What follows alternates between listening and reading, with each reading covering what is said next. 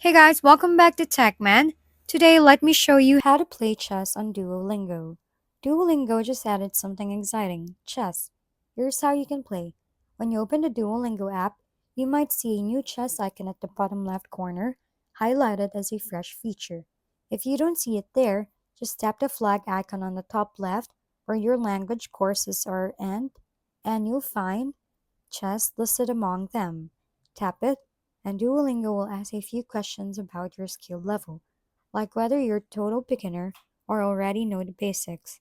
Once you've chosen your level, you'll start learning through fun, bite sized lessons and puzzles that teach you your chess concepts step by step, just like Duolingo's regular language courses.